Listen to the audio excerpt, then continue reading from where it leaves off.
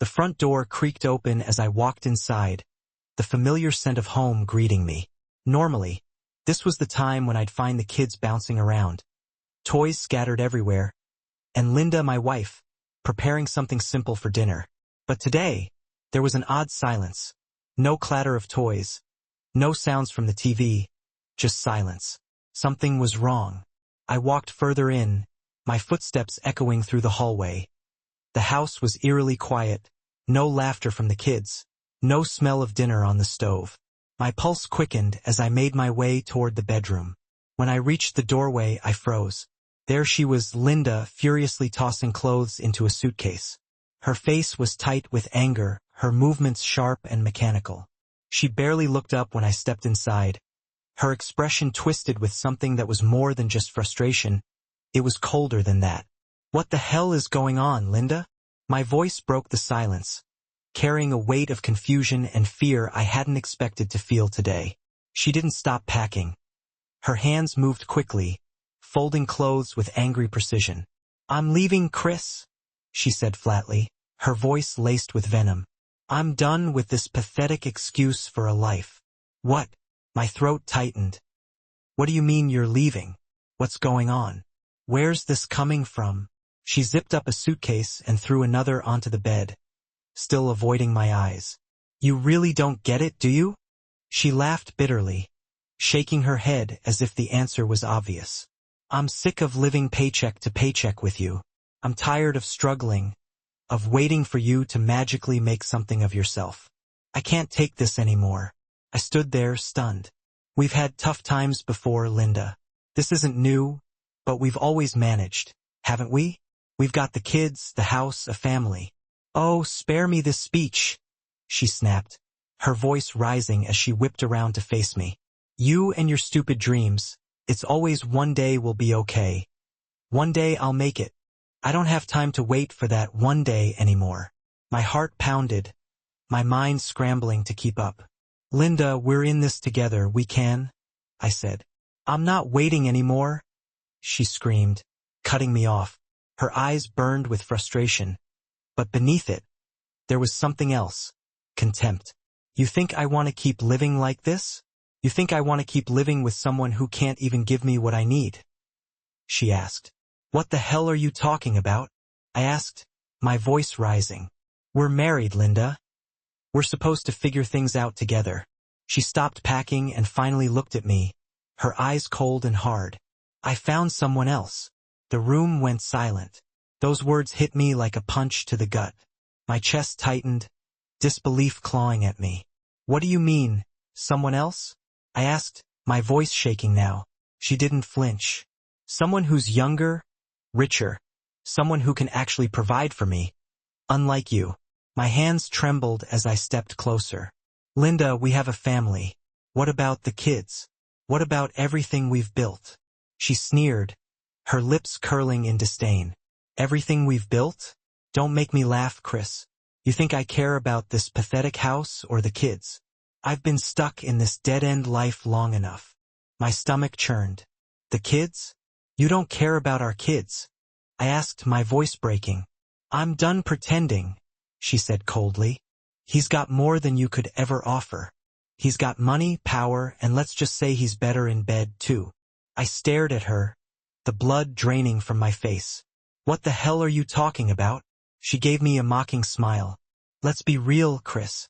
He's got 12 inches. You got what, 5? For a moment, I thought I might be sick. I tried to process what she was saying, tried to make sense of the betrayal I was feeling, but it all came out in a jumbled mess. My hands clenched in a fist at my sides, my knuckles white. "You're throwing away our life for some rich jerk?" I asked, my voice barely steady. "What the hell has happened to you?" Just then, I heard the unmistakable sound of a car pulling up outside. It wasn't just any car. I heard the deep purr of the engine. A luxury car. Something I couldn't even dream of affording. Linda's face lit up, and I turned to look out the window. My stomach dropped. A sleek black Rolls-Royce Phantom was parked at the curb. The door opened, and out stepped a tall, well-groomed man in a tailored suit. His smirk was enough to set my blood boiling. He walked up to the house with the kind of arrogance that comes from having too much money and too little empathy. He stepped inside as if he already owned the place. "Hey, loser," he greeted me, his voice dripping with disdain. "She's mine now." I stared at him, speechless for a second, anger twisting in my gut. He wasn't just some random guy. He was the reason Linda was leaving, the reason my family was falling apart. He smirked like it was all a game to him. She deserves someone who can give her the life she wants, someone who's not stuck living paycheck to paycheck. I clenched my fists, my vision going red. My pulse pounded in my ears. "Get out of my house," I said through gritted teeth, trying to control the rage building up inside me. Linda zipped up her last suitcase and slung it over her shoulder, ignoring me completely. She turned to him and smiled, ready to go. "Babe." He wrapped an arm around her, and I watched as the woman I had loved for 10 years stood next to this arrogant prick without a second thought. "You can keep the kids," he said, his voice so casual that it made my skin crawl. "We don't want those little monsters slowing us down." I looked at Linda, waiting for her to protest, to say something, anything, about our children, but she didn't. She just smiled, ready to leave it all behind. My heart sank. Couldn't believe it. This was the woman I had built a life with, the mother of my children, and she didn't care. She was willing to leave everything for a fantasy life with this arrogant jerk. I stepped forward, my voice low and cold. "If you walk out that door with him, don't think you can come crawling back when this fantasy blows up in your face." She shot me one last look, her eyes full of disdain. "Oh, shut up," I said. "I won't need to." Without another word, she turned and walked out of the house, arm in arm with him, without so much as a glance back. The door slammed shut behind Linda, the echo of it reverberating through the house like a final nail in the coffin of the life we once had. I stood there in the silence, watching the Rolls-Royce pull away. The sound of the engine faded into the distance, my breath catching in my throat. Felt like the air had been sucked out of the room. Every part of me wanted to scream, but I couldn't. The kids were upstairs, oblivious to the storm that had just swept through their home, and they needed me to hold it together. For a moment, I just stood there, my mind struggling to process what had just happened. I had seen the end of my marriage play out in front of me like a bad movie, and the worst part was that I didn't even fight. I just let her walk away. But what was I supposed to do? She made her choice. The next few days passed in a blur. I couldn't sleep. Every time I closed my eyes, all I saw was her walking out of the house with him, arm in arm. The image burned into my mind, taunting me. Each morning, I woke up to the crushing realization that it wasn't just a bad dream. She was really gone. The house, once filled with the warmth and chaos of family life, now felt empty and cold. The kids were confused. They didn't understand why their mother hadn't come back yet, why she hadn't kissed them goodnight in days. I didn't have answers for them. I barely had answers for myself. One morning, while pouring cereal for breakfast, my son Kevin asked, "When's Mom coming back?" I froze, my hand gripping the box of cereal so tightly that my knuckles turned white. She's on a trip, buddy," I said, forcing a smile. "A trip? How come she didn't say goodbye?" Kevin's eyes were filled with innocent confusion, and it cut through me like a knife. She had to leave quickly?" I mumbled, unable to look him in the eye. "But she'll be back." I hated myself for lying, but what else could I say? How could I explain to them that their mother had abandoned us for some rich jerk who didn't want them? I couldn't crush them like that, not yet. The days blurred into weeks. Every morning, I woke up and went through the motions. I got the kids ready for school, packed their lunches, and dropped them off. I went to work, trying to bury myself in the daily grind to keep from thinking about her. I spent every evening with the kids, helping them with their homework, making them dinner, tucking them into bed. It was exhausting, but it kept me from falling apart. One night, after putting Kevin to bed, I wanted to check on my eldest, Betty. She was lying in her bed, staring up at the ceiling. She hadn't been her usual self since Linda left. She was quieter, more withdrawn. I sat on the edge of her bed, smoothing the hair out of her face. "Hey, sweetheart, everything okay?" I asked gently. She didn't answer right away. She just lay there, staring up at the ceiling with a faraway look in her eyes. Finally, she turned to me and whispered, "Daddy, does Mommy not love us anymore?" The words hit me like a sledgehammer. I felt my throat tighten, the air in the room growing heavy. How do you answer a question like that? How do you explain to an 8-year-old that her mother chose someone else over her? "No, no, honey," I said quickly, swallowing the lump in my throat. "Your mom loves you. She's just going through something right now." Betty looked at me, her big brown eyes filled with uncertainty. "Then why isn't she coming home?" I struggled to find the right words, but nothing seemed right. "Sometimes adults have problems, and sometimes they need time to figure things out," I said. She looked down, playing with the edge of her blanket. "Did I do something wrong?" I shook my head, my heart breaking a little more with every word she spoke. "No, baby, this isn't your fault. None of this is your fault." She was quiet for a while, and I thought maybe the conversation was over. But then she looked up at me again. "Will she come back?" I hesitated. The truth clawed at the back of my throat. I wanted to tell her yes, that everything would be okay, that her mom would come back and we'd be a family again. But I couldn't lie to her anymore. I couldn't keep pretending that things would go back to the way they were. "I don't know, Betty," I said softly. "I really don't know." She didn't cry. She just nodded and rolled over, pulling the blanket up to her chin. I sat there for a moment watching her, feeling helpless. What kind of father couldn't protect his kids from this kind of pain? That night, after the kids were asleep, I sat alone in the living room. The silence of the house was suffocating. Every creak of the floorboards, every ticking of the clock seemed louder, more oppressive. I stared at the empty couch where Linda used to sit. Her absence was like a gaping wound in the middle of the room. I couldn't let this go on. I couldn't keep living in limbo, waiting for her to come crawling back or for the fantasy life she'd run off to blow up in her face. I had to move forward, for the kids' sake. They needed me, and I needed to be strong for them. The next day, I met with a lawyer. The reality of it all hit hard as we discussed the process of divorce, custody of the kids, and splitting assets. The thought of finalizing it, of truly severing the ties with Linda, was terrifying. But it was also necessary. There was no going back now. She had made her choice, and it was time for me to make mine. I came home that evening to find a letter in the mail. The handwriting was familiar, and my heart raced as I ripped it open. It was from Linda. My hands shook as I read her words. "Chris, I know things are hard right now, but I need you to understand that this is best for all of us. I'm with someone who can give me the life I deserve, and you need to let me go. Don't make this harder than it needs to be. I don't want to fight over the kids. I trust you'll take good care of them. They're better off with you. Please, let's keep this civil. There's no reason to drag this out any longer than it needs to be. Linda." I crumbled the letter in my fist, my jaw clenched in anger. The life she deserved? What about the life she had? What about our kids?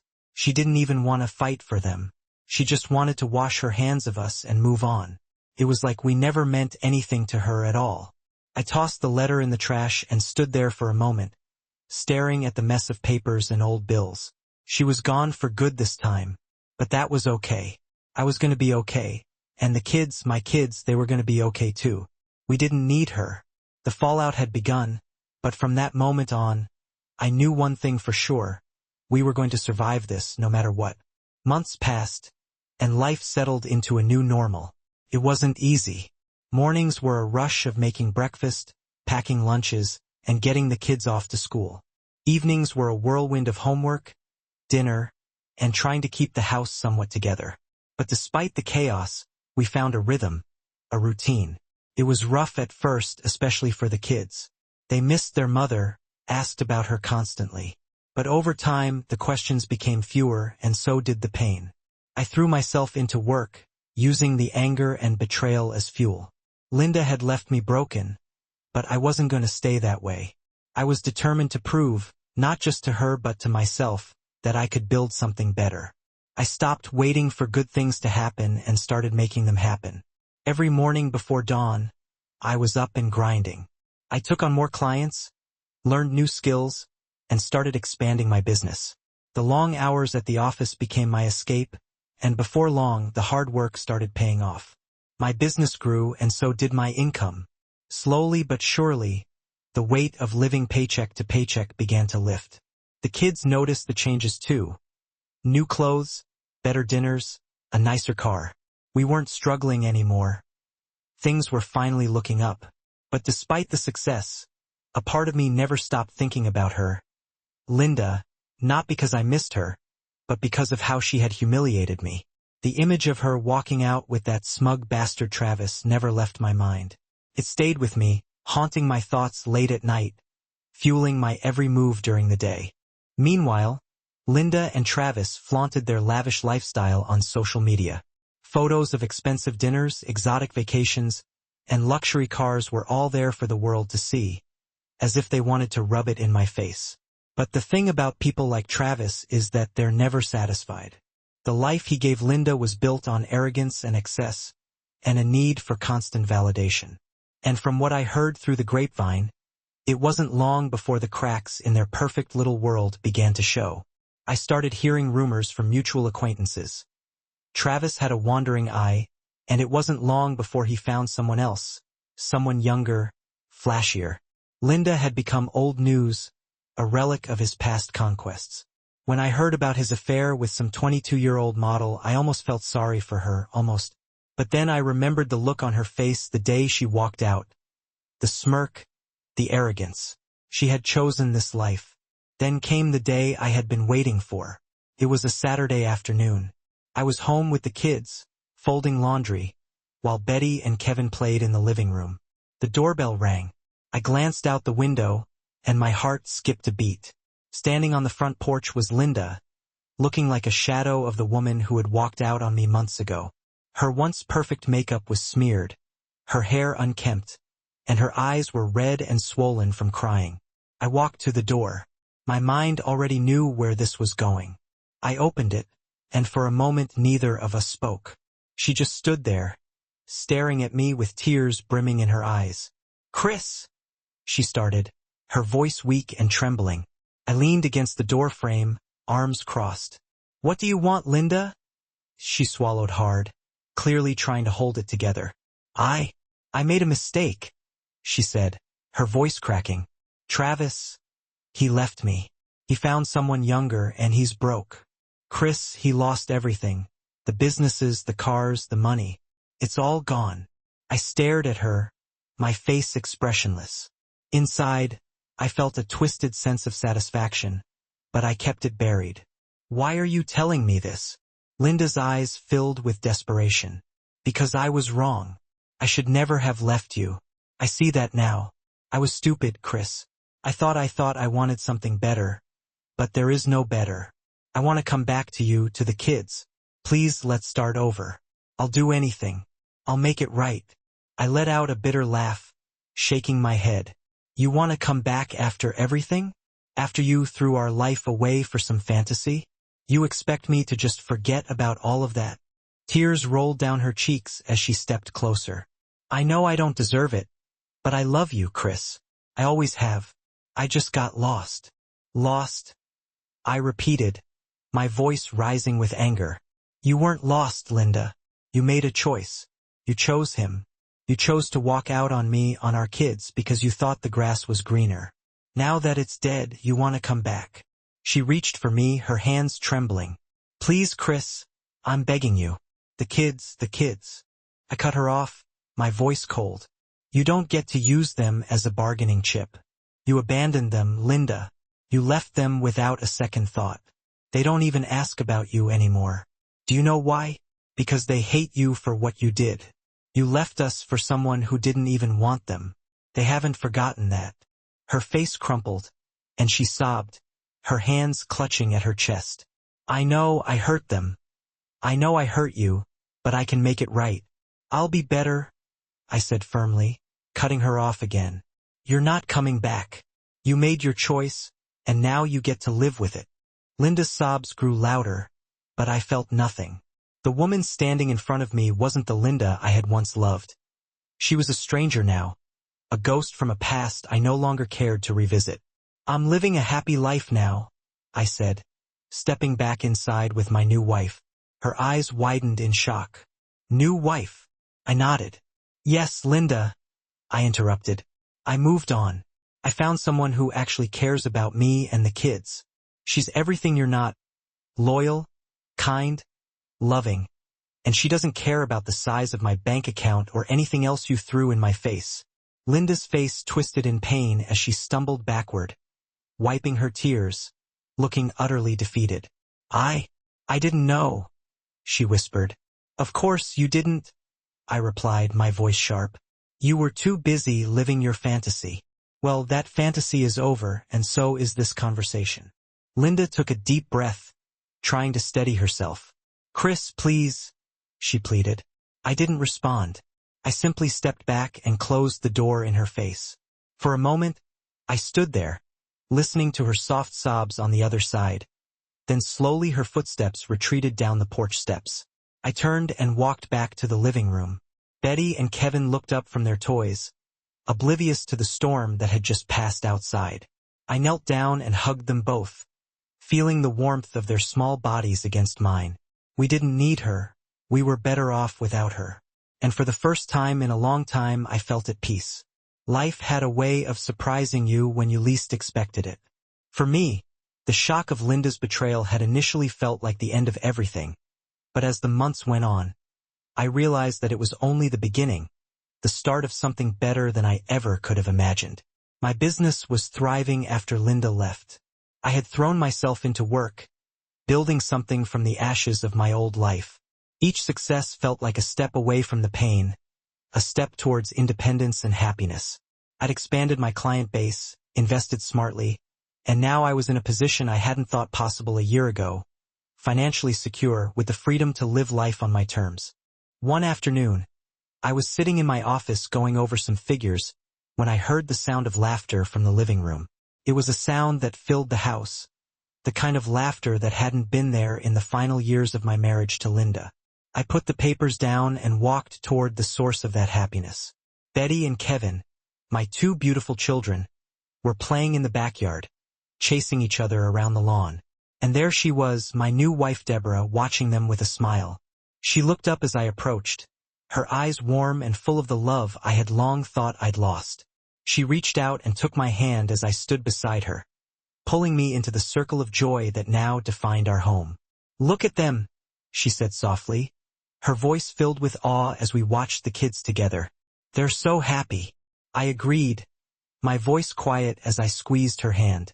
"We all are." Deborah had been a blessing I hadn't seen coming. We met at a mutual friend's party months after Linda had left. At first, I wasn't sure if I was ready to let someone new into my life, but there was something about Deborah, something that felt right. She wasn't flashy, wasn't trying to impress anyone. She was kind, patient, and most importantly, she cared deeply for the kids. That was all I needed. "Daddy, come play with us," Kevin shouted from the yard, waving a small toy football in the air. I smiled at him, then at Deborah, who nodded as if to say, "Go on." I kicked off my shoes and jogged into the yard, catching the ball as Kevin threw it toward me. Betty giggled and ran after me, trying to tackle me, though she was barely tall enough to reach my waist. It was these moments, small but full of life, that reminded me how far I'd come. There was no tension in the house anymore, no anger simmering under the surface. With Deborah, everything felt easy, natural. She wasn't obsessed with material things or status. She cared about the little moments, the late-night talks, family dinners, and lazy Sunday mornings.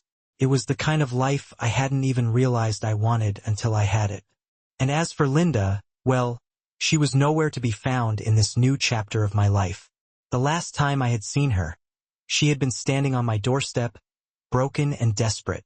I hadn't thought about her much since then, but occasionally I'd hear bits of news. Travis had left her, of course. It wasn't long after she showed up at my house, begging to come back. Apparently, he had found someone even younger, a model or influencer of some kind. And as for his wealth, gone. It turned out his lavish lifestyle was built on shaky ground. A few bad investments, some legal trouble, and he was bankrupt. Linda had tried to cling to him, but he was the kind of man who only stayed as long as you were useful. When she became a liability, he cut her loose, just like she had cut me loose when I wasn't enough for her. Poetic justice, really. But hearing about Linda's downfall didn't bring me the satisfaction I thought it would. I didn't need revenge to feel complete. The real victory was the life I had now, the love I had found with Deborah, and the happiness that radiated through our home every day. Linda's downfall was just a footnote in the story of my life, no longer relevant to where I was going. "Are you okay?" Deborah's voice pulled me from my thoughts. She had walked over to where I was standing, smiling at me as I held the football in my hand, lost in my memories. "I'm more than okay," I said, grinning at her. "I'm perfect with you and my kids." We spent the rest of the afternoon playing with the kids, laughing until our sides hurt. Later, we gathered around the dinner table for a meal Deborah had prepared. Betty and Kevin chattered excitedly about school, their voices filling the room with a kind of chaos that was comforting rather than overwhelming. After the kids were tucked in bed, Deborah and I sat together on the couch, a glass of wine in each of our hands. The house was quiet now, the kind of peaceful silence that comes after a day well spent. "You know," Deborah said, resting her head on my shoulder, "I always wondered if you'd ever really let go of what happened with Linda, but I see it now. You've moved on, haven't you?" I took a deep breath, feeling the truth of her words. "Yeah, I think I have." Deborah smiled softly, reaching up to brush a strand of hair from her face. "I'm glow. You deserve this, Chris. We all do." I nodded, leaning in to kiss her forehead. "We do." It was hard to believe that not so long ago, my life had been in shambles. I had been betrayed, humiliated, and left to pick up the pieces on my own. But now, standing in the middle of this new life, surrounded by love and laughter, I realized something important. Linda's betrayal had been the best thing that ever happened to me. If she hadn't left, I wouldn't have found Deborah. I wouldn't have built the business I now ran with pride, and I wouldn't have been the father I had become, present and involved in my children's lives in a way I never could have been before. There was no bitterness left in me, no lingering anger or desire for revenge. Linda and Travis were nothing more than ghosts from a past that no longer had any power over me. They were out there somewhere, living their own miserable lives, but I didn't care. Their choices had led them down one path, and mine had led me here, to a life full of love, peace, and happiness. As Deborah snuggled closer to me, her hand resting on my chest, I smiled to myself. Life was unpredictable, full of twists and turns you couldn't see coming. But sometimes, if you were lucky, those twists brought you exactly where you were meant to be. And for me, that place was here with Deborah, with my kids, with the life we had built together.